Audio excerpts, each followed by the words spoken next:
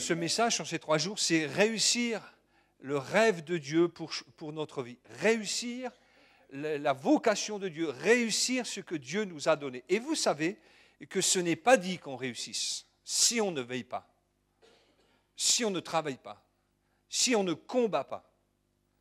Certains chrétiens, peut-être, est-ce vous ce matin, mais je ne pense pas, parce qu'une fois qu'on vient dans l'église et qu'on suffit de venir le dimanche matin au culte à 10h pour que tout aille super et qu'on n'a plus qu'à... c'est comme si l'église était un toboggan, vous savez, on se laisse glisser, hop, et on va... Non, l'église, le service de Dieu, l'engagement du chrétien, c'est plus que ça. C'est un combat pour réussir. Combat certes contre les ténèbres, contre le diable, contre l'adversaire de nos âmes, qui veut nous arrêter, nous stopper, nous faire aller à droite, à gauche, mais aussi un combat de la vie de chaque jour pour réussir, et je dirais même pour finir encore mieux que l'on a commencé. Car il vaut mieux la fin d'une chose que son commencement. Et je suis toujours triste quand on me dit, tel chrétien a bien commencé, mais vous savez frère, maintenant il est aigri, dans l'église, il ne veut plus rien faire, il se met au fond près du radiateur, comme les mauvais élèves. Et puis il attend que le pasteur fasse son service funèbre, et puis l'église, il est complètement désabusé. Ah waouh, non, c'est pas ça. Dites-moi que c'est pas ça la vie chrétienne. C'est pas ce que je lis dans la Bible. Alors les jeunes gens, les vieillards auront des songes, les jeunes gens auront des visions, les jeunes et les vieux, qu'est-ce qu'ils feront ensemble, les jeunes et les vieux ? Non, c'est pas un gros mot, allez-y. Hein. Et ils feront quoi? Ah, c'est là que c'est un gros mot. Hein. Ils danseront ensemble, danseront de joie. Amen. Alléluia. C'est David Wilkerson m'expliquait à Alain qui, un jour à Nouvelle-Vie, là-bas, à la fin de la conférence, il a dit, on va se réjouir. Et il a dit, on va danser. David Wilkerson dansait. Mais c'était bien sûr, il ne pouvait pas bouger, ou alors c'était, vous savez, une petite chaloupée comme ça. Mais à l'intérieur de lui, c'était toujours un jeune homme. Amen. L'important, c'est que, ouais, avec l'arthrose, avec la vieillesse, on ne peut plus tellement bouger, mais à l'intérieur, on est, quand l'Esprit de Dieu agit en moi, je danse comme David. Quand l'Esprit de Dieu agit en moi, je danse comme David. Je danse comme David. Je danse comme David. Chanter, louer, danser, se réjouir dans la présence de Dieu. J'avais cette pensée ce matin pour vous qui n'est pas dans mon message, mais j'ai repensé, et je crois que je suis amené à vous le dire, parce que je ne pensais pas dire ce que je viens de dire là, mais je repensais à ce boiteux du temple qu'on amenait chaque jour. Et on le plaçait où? À la porte. Alors c'était une belle porte, on l'appelait la belle porte, vous imaginez. Ça devait être une porte magnifique avec des décorations, sûrement avec de l'or ou alors avec de l'airain, mais en tout cas c'était la belle porte. Ah ça, c'était une belle porte, sauf qu'il était à la porte. Il savait que là, il allait glaner un peu d'argent, parce qu'il savait que les gens qui rentraient avaient quelques piécettes et qu'ils pouvaient demander l'aumône. Et en plus, il jouait sûrement sur la fibre religieuse. Les gens qui montent au temple ne peuvent pas être indifférents devant un pauvre malheureux que l'on met boiteux. Comme aujourd'hui, dans les églises catholiques, parfois, ils viennent à la sortie en disant « Chrétien, donnez-moi quelque chose ». Mais quand le Seigneur Jésus est venu délivrer cet homme, quand s'est attendu à recevoir autre chose que de l'argent, autre chose qu'une petite bénédiction à la porte, il nous a dit quelque chose. Cet homme, il est rentré, louant, marchant, sautant et louant Dieu. Marchant, sautant et louant Dieu. Et sa vie a été transformée. Et je ne veux pas passer ma vie devant la belle porte. Je ne veux pas passer ma vie devant les beaux cantiques. Je veux les vivre. Quelqu'un a dit, les chrétiens ne mentent jamais autant que quand ils chantent. Mais moi, je ne suis pas d'accord. Quand je dis, je t'aime de l'amour du Seigneur, jusqu'au bout, je veux te suivre, jusqu'à la mort, si je peux. Seigneur, alléluia, je vais marcher, sauter, louer Dieu de tout mon cœur. Amen. Et les gens qui étaient autour, est-ce qu'ils ont vu un changement? Oui, tous ceux qui étaient là ont vu cet homme. Et ont vu cet homme transformé. Et ils étaient étonnés de voir ce boiteux comme cela se réjouir dans la présence de Dieu. Je crois peut-être que dans ce temple, ça faisait bien longtemps, peut-être que même ça remontait du temps de David où on voyait quelqu'un comme ça sauter et danser dans le temple. Amen. J'aimerais vous inviter à pas simplement contempler la porte, mais à entrer de tout votre cœur. Alléluia. Réussir le rêve de Dieu. Il y a un bon combat, mes amis, mais j'aimerais vous dire, le bon combat, on pourrait penser que c'est deux choses qui sont contradictoires, n'est-ce pas? On peut penser que le combat, mes amis, c'est pas quelque chose de bon. C'est un bon combat dans le sens que Dieu nous dit, quoi que tu penses, tu es amené à combattre. Tu es un soldat de Jésus-Christ et il va falloir te battre. Certains chrétiens pensent qu'il suffit de lier les démons dans les salles. Vous savez, je lie les démons sur la ville pour être tranquille, pour ne plus avoir de problème. Mais c'est faux. Jésus n'a jamais dit ça. Il a dit, moi je t'arme, je t'équipe, je te fortifie, j'envoie des ministères, je te mets dans une église, j'envoie des dons spirituels, j'envoie ma parole, mon esprit est avec toi. Mais sache une chose, je n'empêcherai pas les démons, le diable et les difficultés de venir t'attaquer. Mais je t'ai tout donné pour les affronter. Amen. Et les certains disent, Seigneur, évite toutes les épreuves. Oh, regarde, aujourd'hui, j'ai été attaqué. Chasse le démon. Non, affronte. Bats-toi. La Bible dit, soumets-toi donc à Dieu. Et après, qu'est-ce qu'il faut faire? Résister au diable. Et il fuira loin de toi. Il y a certaines personnes qui disent, bah, je chasse. Non, résiste-lui, tu vas voir, c'est lui qui va partir. Amen. C'est vrai qu'à cause de notre vie avec le Seigneur, des choix que nous faisons, il y a plein d'épreuves que Dieu nous évite, n'est-ce pas? Ah oui, bien sûr. Mais il n'a jamais dit qu'il n'y aurait pas de combat. Mais attention, il y a une des choses que le diable aussi veut nous attirer, c'est de nous dire, oui, tu as des combats, mais viens dans ce type de combat-là. J'ai des combats pour toi, alors il ne le dit pas comme ça. Mais il y a le bon combat et puis il y a les mauvais combats. Ok, tu aimes quelqu'un qui aime combattre, ok, tu es quelqu'un qui a du caractère, tu es quelqu'un qui aime, qui a des convictions. Viens un petit peu sur des combats annexes. Viens perdre ton énergie, viens perdre ton temps, ta salive, ta jeunesse, ton enthousiasme. Viens. Un jour, je me souviens dans une église, on a un pasteur qui m'a expliqué, chaque année, l'église avait l'habitude de mettre un sapin de Noël. Moi, j'ai arrêté, vous savez, les pots de fleurs qu'on avait dans les églises parce que les sœurs finissaient par se battre pour savoir qui c'est qui allait amener le plus beau pot de fleurs. Non, mais vous rigolez. Il y avait des gens, ils ne pouvaient pas mettre 60 € dans un beau bouquet avec des iris, vous savez, qui débordaient du vase. Puis il y avait certaines sœurs, elles pouvaient mettre 60 € un dimanche, et là, vous aviez un super bouquet. Alors après, c'était les quelques-uns qui pouvaient, qui se faisaient un peu la pige. Et puis, si jamais on jetait le bouquet d'un dimanche sur l'autre, on avait des histoires. Frère, il était encore beau, pourquoi vous l'avez jeté? Non, mais je vous rigolais, mais du coup, j'ai dit, moi, je ne veux plus de bouche. Si l'Église doit, c'est l'Église qui va acheter. Mes sœurs, si vous voulez donner quelque chose, donnez. Une offrande, il n'y a pas de souci. Mais rigolez, mais dans cette église, ils avaient l'habitude de mettre un sapin. Et c'était toujours des gens qui s'étaient accaparés le fait que c'était eux qui payaient le sapin. Alors ils payaient le sapin, et puis les guirlandes, et ça coûtait cher. Puis un jour, le pasteur a dit, on ne va pas mettre de sapin. Non, c'est pas ça. Quelqu'un s'est proposé, cette année-là, de dire, nous, on va payer le sapin, et on va... Et alors il a dit, oui, ça changera. Sauf que les gens qui payaient le sapin tous les ans n'ont pas vu ça comme ça. Et ça a fait une telle polémique que l'Église a explosé. Vous entendez? C'est déchiré. L'Église de plusieurs centaines de membres s'est retrouvée avec une poignée de gens. Les gens se sont presque, et il me disait, se battaient, c'était presque arrivé aux mains. Bien sûr, au début, on chantait « Je t'aime de l'amour du Seigneur ». Et à la fin, on sortait les versets bibliques, il y a plus de bonheur à donner qu'à recevoir. Viens voir ici.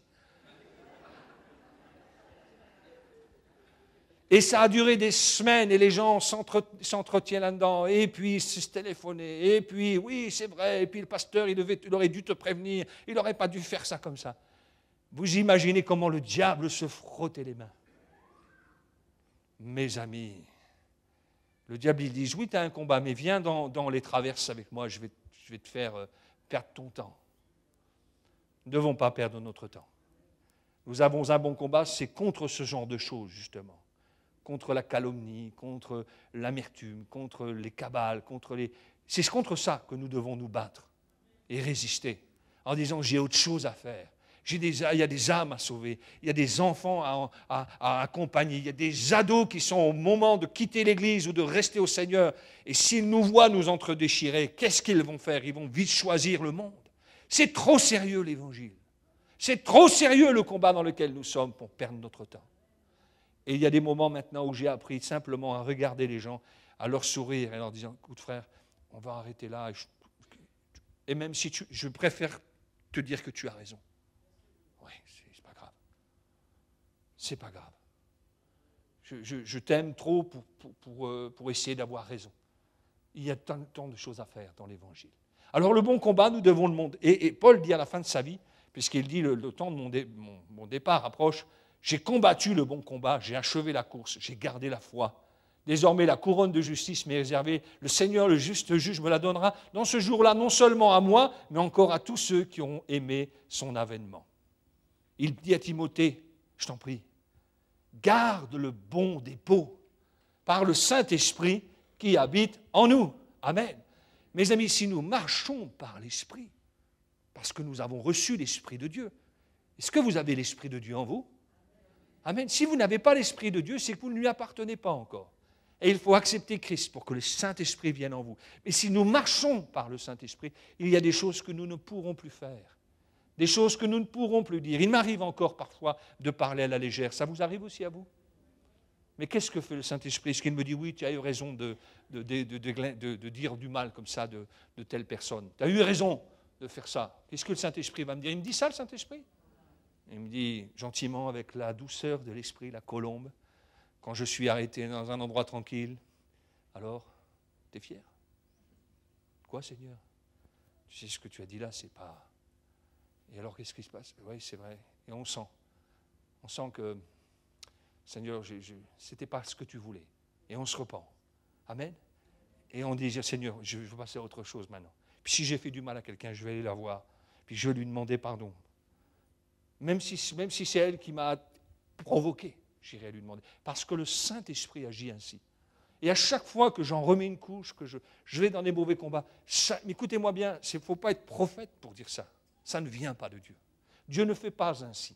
Et si Dieu a besoin de juger quelqu'un, c'est lui qui s'en occupe. Car il dit à moi la rétribution, à moi seulement la vengeance. Aucun chrétien, vous entendez, aucun chrétien n'a le droit de se venger.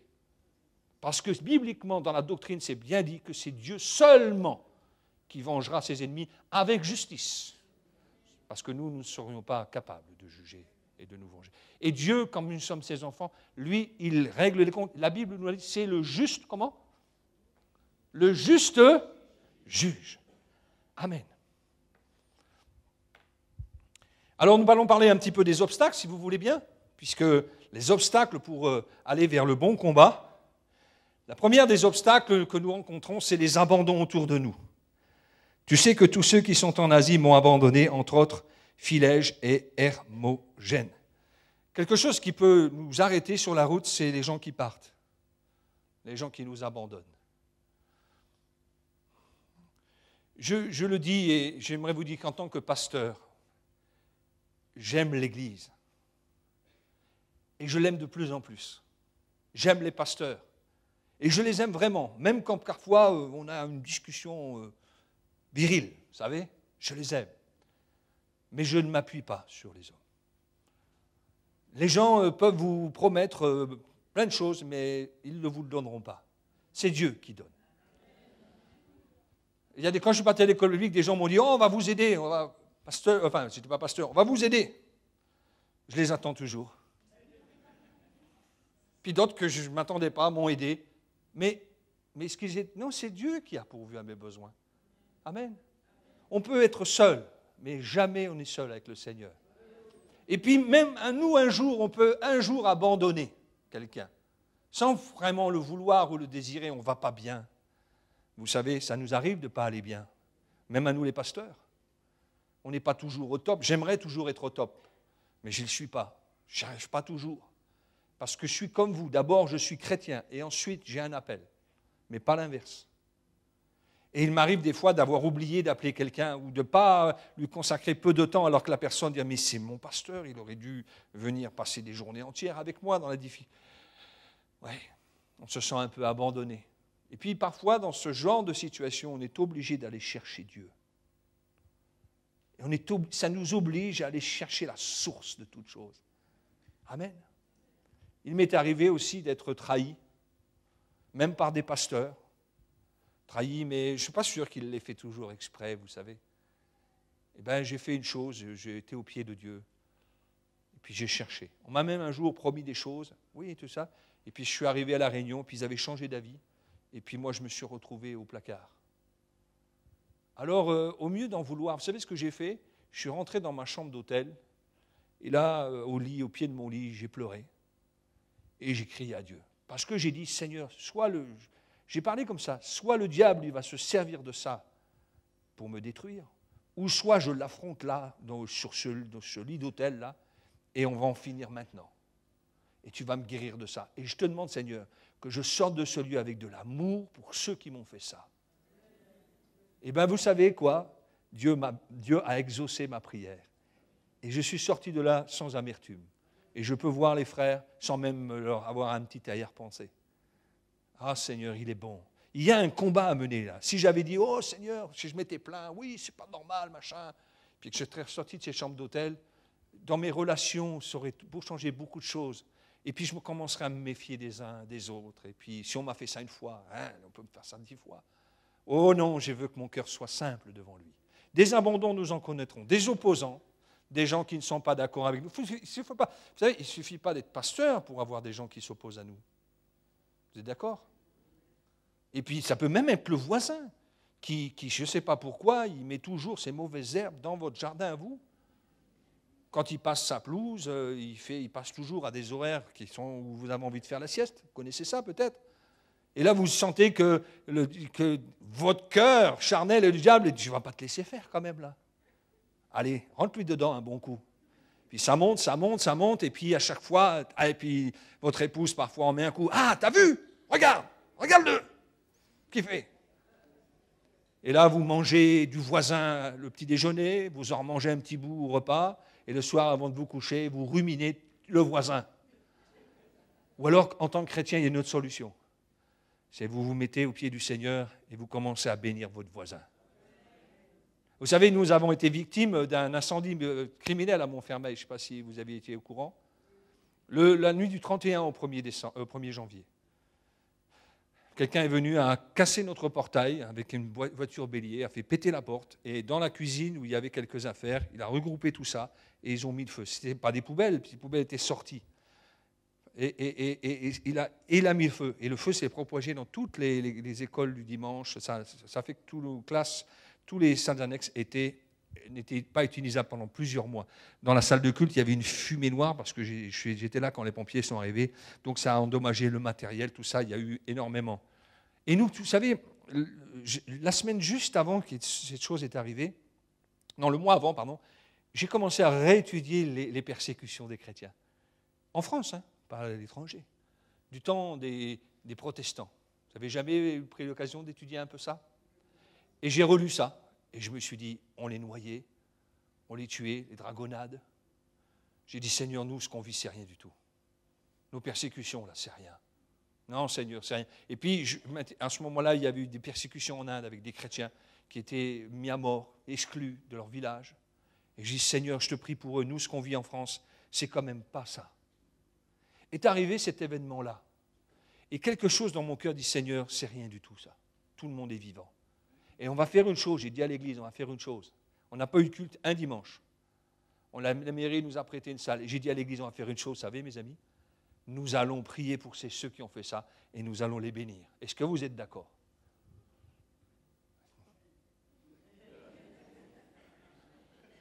Et l'église a dit oui. Et on a commencé à prier, à bénir. Bénis ces gens, ils ne savent pas ce qu'ils font. On n'a pas encore été lapidés. Bénis-les, Seigneur, s'il te plaît. Et vous savez quoi? L'assurance est venue, pas fait de problème. Ah non, monsieur le pasteur, pas de souci. Et ils nous ont versé plus de 120 000 € et on a pu refaire des travaux. Et tout ce qui était considéré comme un mal, Dieu l'a changé en bien. On devait faire des travaux, on n'a pas sorti un centime de ce qu'on avait mis de côté. Et Dieu nous a bénis. Et on a béni ceux qui nous ont fait ça. Et on ne sait toujours pas qui c'est qui l'a fait. Bien sûr, l'affaire a été classée sans suite. Ils ne savaient pas, et puis ils n'avaient pas trop envie de s'embêter avec nous. Mais Dieu, lui, il savait ce qu'il faisait. Mais là, vous savez, c'est sur son cœur qu'il faut veiller. Et le mauvais combat, les opposants, les souffrances et les persécutions. On peut avoir deux réactions face des souffrances. À quelle souffrance n'ai-je pas été exposé à Antioche, à Icône? Et Paul dit, or tous ceux qui veulent vivre pieusement en Jésus-Christ seront persécutés, attaqués. Mais est-ce que ce mot, est-ce que ça c'est triste là, ce qu'on est en train de lire? Non, ils seront éprouvés. Le diable sait très bien à qui il s'attaque. Nous serons attaqués de frontal. Mais Paul dit, mais à quel? Mais le Seigneur m'a délivré de tous. N'aie pas peur, je ne te dis pas ça pour te faire peur. Je ne te dis pas ça pour vivre une petite vie chrétienne tranquille, pour ne jamais être intimidé. Je te dis ça pour te dire, le diable essaiera, mais tu seras toujours vainqueur avec le Seigneur. Amen. Ah, ça c'est bon. Seigneur, alors je veux vivre pieusement en Jésus-Christ. Continuons un tout petit peu. Vivre son rêve. J'aimerais vous donner quelques... Parce que je ne veux pas trop m'attarder, il y aurait beaucoup de choses à dire sur comment tous les obstacles pour accomplir le rêve de Dieu pour votre vie. Mais j'aimerais m'attarder bien sûr davantage sur ce qu'il faut faire pour vivre le rêve de Dieu. Première chose, c'est la piété, la recherche de Dieu. C'est paraît tellement évident de dire aujourd'hui à des chrétiens d'avoir une vie de prière, d'avoir un temps d'intimité avec Dieu. Mais dans le monde dans lequel nous vivons, nous sommes toujours occupés. Celui qui dit, quand je serai en retraite, j'aurai du temps pour Dieu, les petits-enfants, et puis les associations. Ah, vous êtes en retraite, monsieur, vous ne voulez pas faire l'association de la pétanque? Et puis les petits-enfants demandent, les enfants demandent, et puis vous êtes tout le temps. Moi, j'ai connu des retraités à l'église, ils m'ont dit, pasteur, quand je serai retraité, vous verrez. Ben, je ne les vois plus. Je les vois presque moins que quand ils n'étaient pas en retraite. Et quand je les vois, ils sont tout le temps crevés.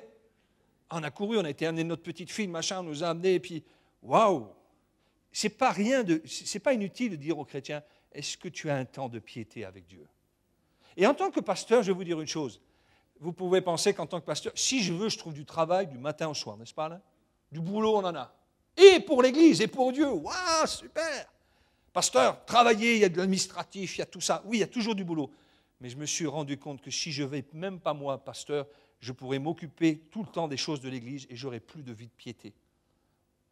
Lorsque un pasteur, on parlait de David Wilkerson, je crois, quand le nouveau pasteur est arrivé, il lui a dit comme ça, il l'a vu au bureau le matin, il lui a dit, mais qu'est-ce que tu fais ici?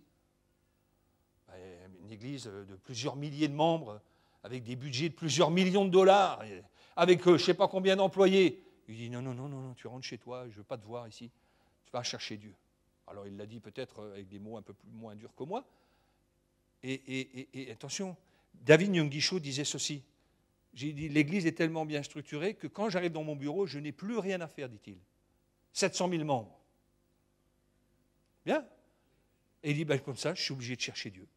J'ouvre ma Bible. Eh bien, mes amis, même un pasteur, il a besoin de prendre du temps avec Dieu. Moi, maintenant, le matin, tout le monde part à l'école. Mes enfants vont au lycée, ils sont grands maintenant. Alors j'ai toute ma maison pour moi tout seul. Vous savez ce que je fais? Je me mets dans mon salon, j'ouvre mes Bibles, j'ai un ordinateur aussi pour rechercher. Et là, je passe un bon temps avec Dieu. Ça, c'est bon. Je travaille, mes amis. Et l'Église me paye pour ça, pour que j'ai du temps avec Dieu, pour que je ne fasse rien d'autre que de chercher sa face. Et vous, chrétiens, mes amis, une des choses qui va faire que vous allez réussir votre rêve, c'est si vous commencez et si vous continuez et si vous développez votre vie de prière avec lui. Amen. Plus je vieillis, moins le dimanche matin pour moi est la réunion qui me recharge toutes les batteries. J'ai compris qu'il faut que le lundi, le mardi, le mercredi, le jeudi, je dégage du temps avec Dieu. Et le dimanche, pour moi, c'est plutôt un endroit où je viens donner. Voilà, plutôt que... Il faut que la louange soit bonne, hein. Il faut que le leader de louange il fasse des pirouettes, des sauts, des voltiges pour que je puisse entrer dans la louange et que le prédicateur, il arrache tout, hein, même le papier peint à la moquette. Il faut que les mamies à bigoudi soient défrisées. Non, c'est pas ça. Je viens le dimanche matin pour donner.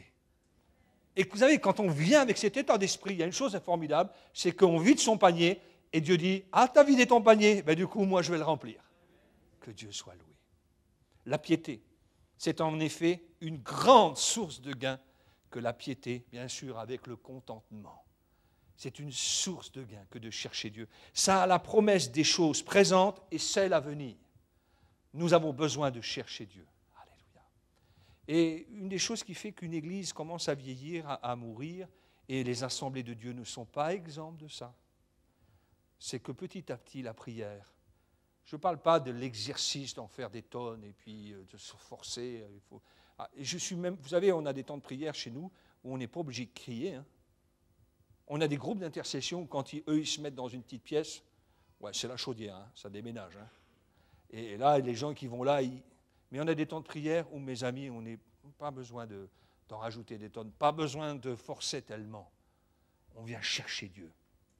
Et Dieu se laisse trouver. Amen. Deuxième chose, se nourrir.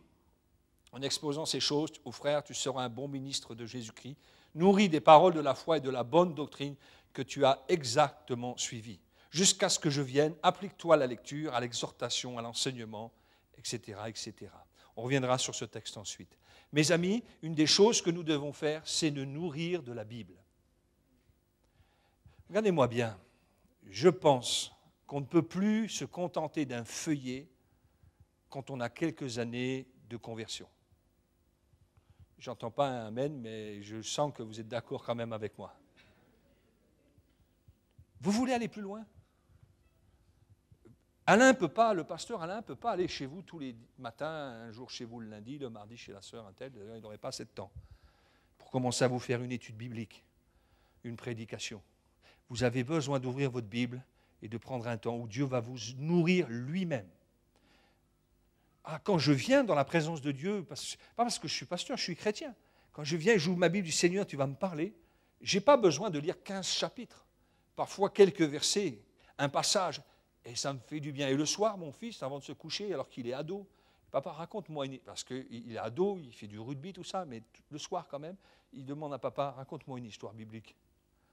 Alors des fois, je prépare un coucou, je dis tiens, il faut que je revoie l'histoire de David, machin, parce que lui, depuis 17 ans que je lui raconte des histoires le soir, il commence à... je ne peux pas lui raconter des bobards. Hein. Mais, mes amis, nous avons besoin de ce temps-là, d'un temps sérieux, d'un temps où nous ouvrons la Bible. Et si nous n'avons pas beaucoup de temps, le samedi matin, parfois, nous pouvons prendre un temps plus conséquent. Imaginez, faites ça un peu. Faites ça, prenez du temps avec Dieu. Vous allez voir comment l'Église va changer. Vous allez voir comment l'atmosphère va changer. Vous allez voir comment vous allez venir ici le dimanche matin, qu'on n'aura pas le temps de faire un premier accord, que vous serez déjà en train, parce que Dieu vous aura rempli. Parce que dans la semaine, des versets bibliques auront résonné. Parce que vous aurez cherché, puis Dieu vous aura amené une page sur une autre, puis avec une concordance, et vous serez arrivé le dimanche. Waouh, j'ai des choses à donner, mon vase, il est rempli de Dieu. Amen. Il y a des gens, ils ne se nourrissent pas la semaine et le dimanche, ils viennent avec leur panier vide, leur cruche vide et ils disent « Église de Limoges, remplis-la ». Et ça ne marche pas. Un temps pour se nourrir, un temps pour chercher Dieu. Alléluia. Allons plus loin encore si vous voulez bien. Recherchez la communion fraternelle. Fuis les passions de la jeunesse, recherche la justice, la foi, la charité, la paix avec ceux qui invoquent le Seigneur d'un cœur pur. Évite et repousse les discussions folles et inutiles, sachant qu'elles font naître des querelles. Alors, je peux mettre les pieds dans le plat, je m'en vais tout à l'heure. Vous ne pratiquez plus la lapidation ici, non? Assurez-moi. Faites dérailler les trains. Bon. Je suis au Seigneur, s'il faut partir, je pars. Mais c'est étonnant que les chrétiens passent beaucoup de temps à discuter. Moi, je suis le premier à parler. Mais quand il faut aller dans la communion fraternelle et prier, c'est bizarre, il y a beaucoup moins de volontaires, n'est-ce pas? Si vous invitez des chrétiens à venir manger chez vous un barbecue, c'est bizarre, ils n'ont pas d'excuses, ils arrivent à boucher les rendez-vous. Et si vous les tenez jusqu'au soir et vous leur donnez encore des pizzas à 19h et ils restent jusqu'à 23h. Hein. C'est pas vrai?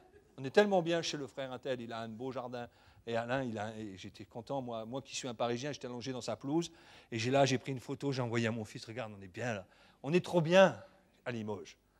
Mais nous avons besoin de rechercher, Parce que, vous savez, il y a des choses à fuir, il y a des combats. Et il y a des moments où tout seul, et il y a des moments où il faut être ensemble. Et il faut se serrer les coudes. Amen. Il faut se réveiller, mes amis. Quand l'Église, les assemblées du Dieu sont nées, les gens, on n'était pas obligés d'aller les chercher à la prière. Tu n'es pas obligé de faire des annonces avec des belles photos. Maintenant, il faut presque des prospectus, une vidéo. Il faudrait presque un clown qui vienne nous dire jeudi, prière. Ah, fais-nous un petit truc. Non, c'est quelque chose qui... Et encore une fois, si je ne cherche pas Dieu toute la semaine, moi, je n'aurais pas envie de venir. Vous savez, vous passez d'un état de chrétien du dimanche à un chrétien qui vient s'investir quand vous commencez à dire « je vais aller à la réunion de prière, non pas parce que j'ai des besoins, mais parce que je vais commencer à donner, je vais prier, je vais voir l'église, on va prier pour les nouvelles choses, les orientations. » Et là, vous devenez un chrétien non plus consommateur, mais un chrétien pleinement acteur. Amen. Ensuite, peiner, travailler. Souffre avec moi comme un bon soldat de Jésus-Christ. Il n'est pas de soldat qui s'embarrasse des affaires de la vie s'il veut plaire à celui qui l'a enrôlé. Et l'athlète n'est pas couronné s'il n'a pas combattu suivant les règles. Il faut que le laboureur travaille avant de recueillir les fruits. Et le mot travail ici en grec, c'est le mot peiner.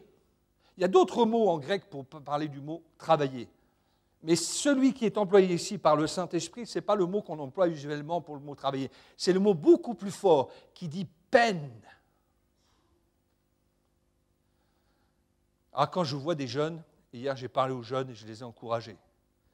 Parce que si vous voulez réussir parmi les enfants, si vous voulez réussir dans le social, si vous voulez réussir dans la musique, la Bible dit, celui qui aspire à la charge d'évêque, il aspire à une charge excellente. Sauf qu'après, il va falloir bosser. Jouer de la guitare comme David, et plus modestement comme moi déjà, c'est pas le soir regarder une CIS ou les experts. Non. Vous savez que je joue de la guitare dans un groupe avec Gaspard, je suis guitariste de Gaspard, et j'ai là aussi un privilège immense d'accompagner David et Gaspard. Moi je suis béni, je suis derrière avec ma guitare, c'est eux qui chantent. Le dimanche matin, je suis tout le temps sur l'estrade, et je suis béni juste là avec eux. Mais j'ai commencé la guitare électrique, j'avais plus de 45 ans. J'ai joué la guitare avant acoustique, je faisais la louange, j'accompagnais, vous savez, les accords, tout ça. Mais je me suis mis, parce que je sentais dans mon cœur qu'il fallait que je le fasse. Et j'ai eu raison. Mais sauf que mes enfants, le soir, ma femme, ils allaient devant la télévision, regarder un film. Moi, je passais du temps avec eux en mangeant, je ne les abandonnais pas. Puis au moment du film où personne ne parle, de toute façon, on est en train de regarder le grand écran. Je prenais mes affaires et j'allais dans mon bureau et je travaillais ma guitare, j'ai travaillé mon son, j'ai travaillé. Et j'y prenais beaucoup de plaisir. Parfois, ça fait mal aux doigts. Mais ensuite, quand on joue, on a joué dernièrement avec Gaspard, on lui a demandé à Gaspard, pas à moi, de faire la louange à page devant 1500 jeunes, 1200 jeunes. Et on a passé du temps pour travailler, on a fait ça bien, mais quelle joie de partager ces moments avec les jeunes. D'être en communion et de voir des jeunes en pleurs venir devant, des jeunes baptisés du Saint-Esprit. Alors vous oubliez, mes amis, c'est comme l'enfantement. Vous oubliez les douleurs quand l'enfant il est là. N'est-ce pas? Vous vous dites, ah, ça valait vraiment la peine de ne pas se vautrer dans le fauteuil pour regarder les experts, des gens qu'on coupe en morceaux. Ah, j'exagère un peu, vous me direz. Mais je fais exprès pour un petit peu vous encourager. Tout ce que vous voulez faire avec Dieu, faites-le avec peine. Tous les prédicateurs, tous les serviteurs, toutes les servantes de Dieu. Et là aussi, il est étonnant parfois que les gens arrivent toujours au dernier moment. Alors on parlait avant, moi je parle cœur à cœur, j'ouvre mon cœur.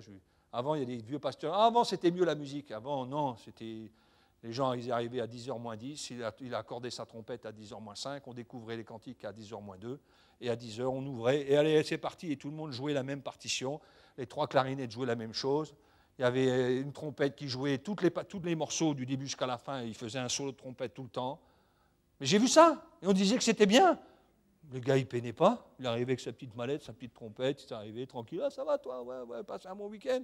Oh, hier, moi, j'ai joué au foot. J'ai fait la tondeuse dans ma... Et vas-y. Et avant, c'était mieux. Non, avant, les gens ne travaillaient pas sérieusement. Ça, c'était la vérité.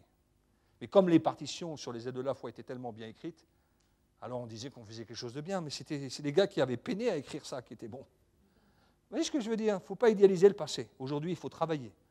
C'est aujourd'hui qu'il faut peiner pour tout ce que vous allez faire et y mettre du cœur à l'ouvrage. Alléluia. Et vous réussirez. Je bénis Dieu pour les équipes qui sont ici. Alors, je ne suis pas là, je vois les équipes de communication, je vois les équipes à la vidéo. Ils ont été super, les gars de la Sono. Vraiment, je ne dis pas ça pour les flatter, mais ils ont été aux petits soins avec nous. L'accueil, vous avez une église extraordinaire. Est-ce que vous bénissez Dieu pour votre église de Limoges? Amen. Vraiment, hein, vous n'êtes pas parfait, hein, mais c'est parce que les parfaits sont à Montfermeil.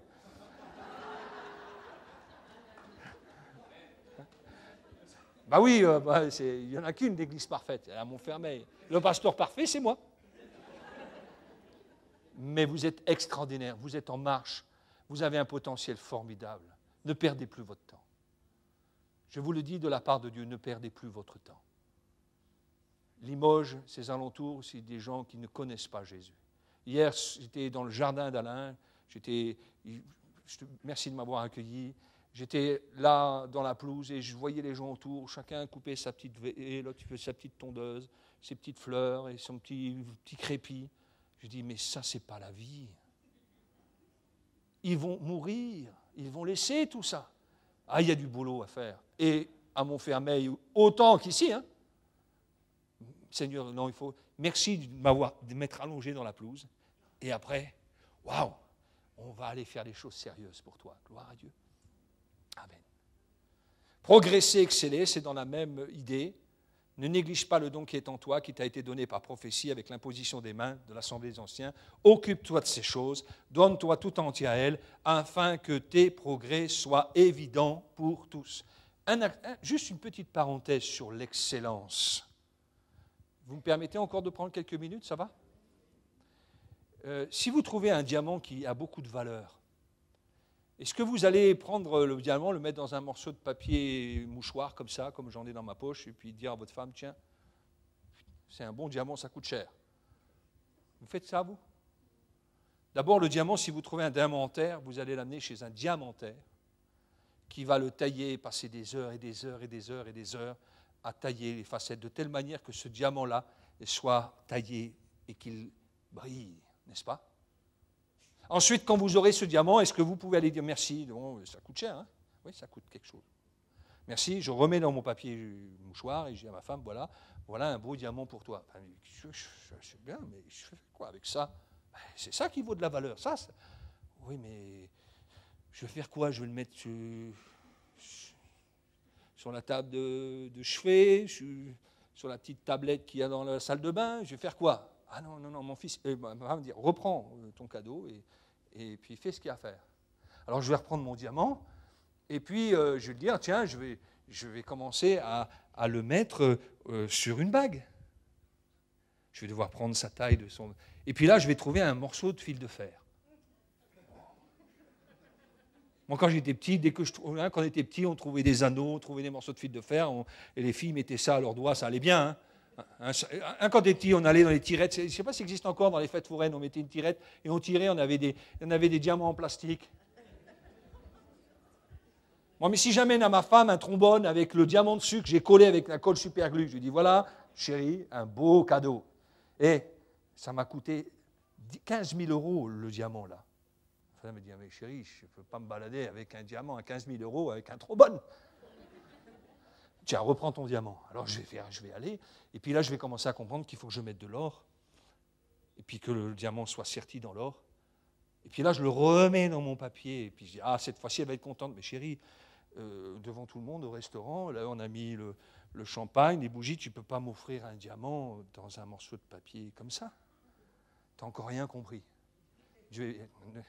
Bon, je reprends, et là, je vais aller chez le bijoutier et je vais chercher un écrin.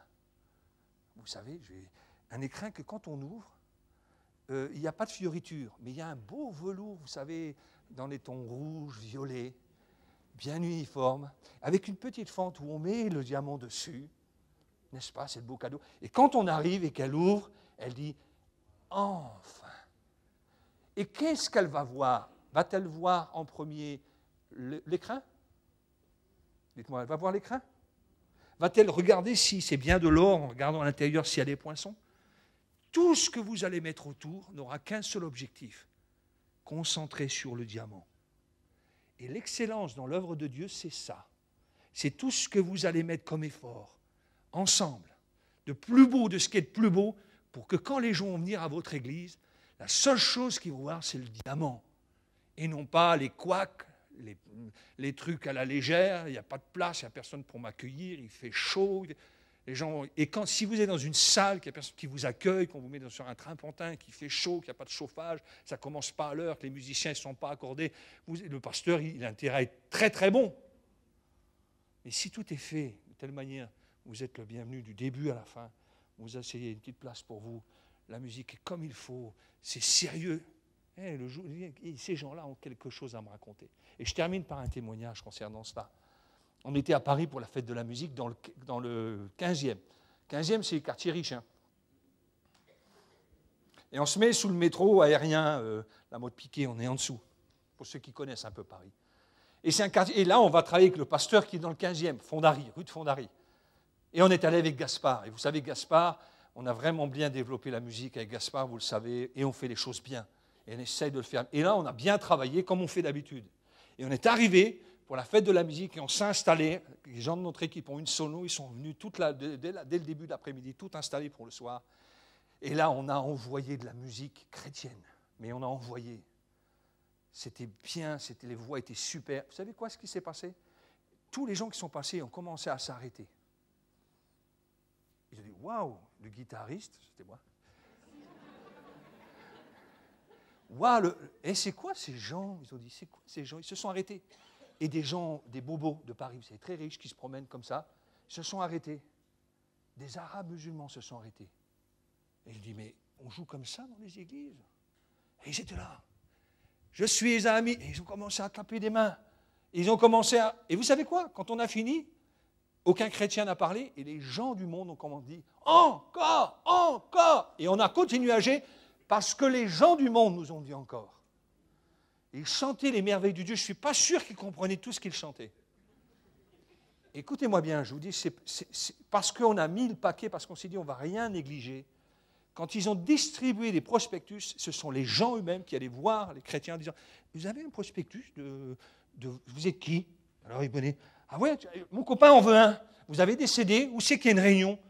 Je vous assure que c'est vrai. Les musulmans, mais ça existe des gens comme vous. Et le dimanche après-midi, alors qu'il n'avait jamais personne, il fait une réunion d'évangélisation, il y a 5 personnes nouvelles qui ont franchi la porte de l'église. Si on avait fait un truc un peu à la légère, pour Dieu, c'est pour Dieu, ça. Les gens disent, mais c'est une mouchoir, c'est quoi? Ah, il y a un diamant là. Oh, il faut le trouver. Hein. Les gens sont... Vous comprenez, c'est ça l'excellence. Et moi qui suis pasteur, plus je vieillis, plus je me rends compte que les gens qui fonctionnent bien à travers le monde, vous pouvez prendre votre bateau ou votre avion et visiter, ce sont des gens qui, pour Dieu, ne négligent pas ni leurs efforts, ni les petits détails, sans oublier l'essentiel. La piété, la recherche de Dieu, la parole de Dieu. Alléluia. Amen. Et je termine en disant ceci, il faut investir maintenant pour demain.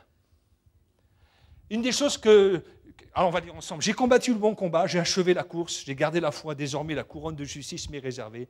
Le Seigneur, le juste juge, me la donnera dans ce jour-là, et non seulement à moi, mais encore à tous ceux qui auraient aimé son avènement. Une des choses que vous les vieux là, comme moi, parce que je commence à être vieux moi, pour un jeune, je suis vieux, hein. Pas pour vous, vous qui avez 70 ans, vous me dites que je suis encore jeune pasteur, mais demandez à mon fils ado, je suis un vieux, malheureusement. Mais à l'intérieur de moi, je n'ai pas changé. Et je vais vous dire une chose, depuis que je connais le Seigneur, je ne voudrais jamais revenir en arrière. Je suis plus heureux maintenant que les premières années de ma conversion. Je suis plus jeune maintenant, je ne vous fais pas de bobards, je ne vous fais pas d'effet de jambes là. Je suis plus jeune dans mon cœur maintenant que quand je suis sorti de l'école biblique. Et je sais une chose, mon corps va dépérir, mais j'attends vraiment là-haut, je vais m'éclater, excusez-moi l'expression, ce n'est pas un gros mot, je vais m'éclater là-haut avec Dieu. Parce qu'à l'intérieur de moi, il n'y a rien qui a changé.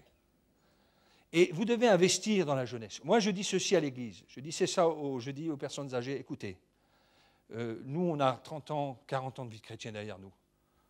Les jeunes, là, ils débutent. Alors, oui, acceptez qu'ils fassent un peu de bruit sur l'estrade, parce que c'est maintenant leur place à eux. Et je dis souvent ceci, regardez bien, quand vous êtes grands-parents, vous acceptez tellement de choses de vos petits-enfants, au point que même vos enfants vous disent, ben dis donc, hein, papy... Quand c'était moi, quand j'avais son âge, Je n'avais pas le droit de toucher aux outils. Maintenant, lui, le petit gamin, parce que il va partout, il touche aux outils. T'as changé, dis donc. Et mamie qui a une patience sans borne. Alors, la petite histoire du garçon qui est un... Maman, jamais tu m'as pris sur tes bras pour me raconter une histoire avec un livre. Mais qu'est-ce qui se passe? Ben, tu sais quoi? On les aime. On les aime tellement, ces petits-enfants, qu'on accepte qu'ils bousculent. Quand ils partent, on est crevé. Avec ton mari, avec mon mari, on se regarde, on boit notre soupe. Et... on est crevé. Ils nous crèvent. Mais s'ils ne viennent pas le mercredi, s'ils ne reviennent pas le dimanche comme ils ont l'habitude, on est tout malheureux.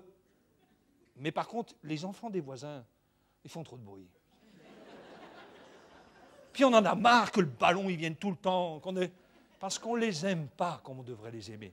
Alors vous, les vieux comme moi, commencez à aimer les jeunes et vous verrez que vous supporterez de leur part et vous dites, c'est super, allez-y, allez-y les gars, allez-y.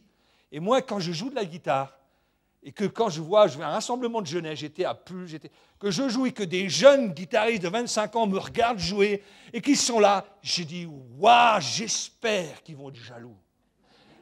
J'espère qu'ils vont se mettre à bosser. J'espère qu'ils vont me dépasser. Ils vont me dépasser. Parce que je ne sais pas combien d'années je vais vivre. Mais je commence à voir tous les jeunes et je m'investis en eux. Et il y a de la place pour toi, jeune homme. Oui, quand tu commences, tu casses un peu tout. Et c'est comme les fils des prophètes avec Élisée. Consent à venir avec nous. Parce que l'endroit où on est trop étroit, c'est toujours trop étroit ce qu'on a fait. Ce qu'on a fait il y a 20 ans, 30 ans, ça ne correspond plus tellement à ce que les jeunes veulent aujourd'hui, vous savez. Mais ça, c'est normal parce que vous étiez comme ça aussi. On a du mal à entrer dans l'armure des autres. On veut construire sa propre armure. Alors, mais Élisée, elle vient avec nous parce qu'on a besoin de toi. Un jour, des jeunes m'ont dit, Pasteur Bertrand, à la jeunesse, je voulais me retirer. Ils m'ont dit, non, non, pasteur, le fait que vous soyez juste là à la réunion de jeunesse, pendant qu'un grand rassemblement, pour nous, c'est rassurant. Vous êtes notre papa. On est là, on sait que s'il y a un problème, vous allez intervenir. Alors, venez, surtout ne nous laissez pas. Ça fait plaisir d'entendre ça. Hein? Ils n'ont plus besoin de moi, mais ils veulent simplement que je sois avec eux. Puis c'est vrai que quand il y a des combats, quand il y a des trucs qui arrivent au dernier moment qui sont trop, il dit, bon ben le pasteur Colpier va gérer. Oui, c'est vrai. Et Élisée descend avec eux, il commence à prendre, vous savez, comme les petits jeunes, je vais bientôt terminer, ne vous inquiétez pas. Ils prennent comme les petits jeunes, vous savez, la hache qu'ils ont empruntée à quelqu'un. Moi, mon père, le jour, il m'a donné une hache, la première fois, je l'ai pris, j'ai tapé comme un sourd, et qu'est-ce qui s'est passé? Le fer, c'est pas vrai? J'ai tapé sur le côté, machin, parce que c'était mis à l'époque avec des morceaux de bois. Mon père revient, et puis il remet ça, puis il me montre comment on tape. Élisée, il n'aura pas fait des remontrances, il n'aura pas dit arrêtez, prenez, contentez-vous de ce qu'on a fait il y a 30 ans. Il a dit on va venir avec toi, on va construire. Je vais vous aider quand ça ira mal. Je vais vous conseiller, je vais vous accompagner. Voilà ce que nous devons être pour aujourd'hui, investir. Ça, c'est le bon combat. Si on s'aigrit contre les jeunes, toujours en train de parler contre les jeunes, qu'on en a marre, machin, et puis qu'on est dans son coin, et puis que c'est mon église, et puis pasteur, rien ne changera tant que je serai là, c'est un mauvais calcul. Un jour, j'étais dans une église il n'y a pas longtemps, un des vieux était là, les gens voulaient mettre un rideau noir au fond, vous savez, pour les lumières, parce que c'était tout blanc, ça ne faisait pas. Il a dit, tant que je serai ici, il n'y aura pas de rideau noir au fond. Et comme c'est un gars influent dans l'église, waouh, et les jeunes disent, mais non, on ne fait pas un rideau pour faire bien, c'est parce que derrière, il y a une idée. Voyez-vous? Non, il devrait dire, ok, ben, moi, je n'ai pas l'habitude, mais si vous pensez que c'est bien, expliquez-moi. Ah oui, ok, on va y aller. Allez, j'ai terminé pour aujourd'hui. Ça va? On prie ensemble, vous voulez bien? Amen.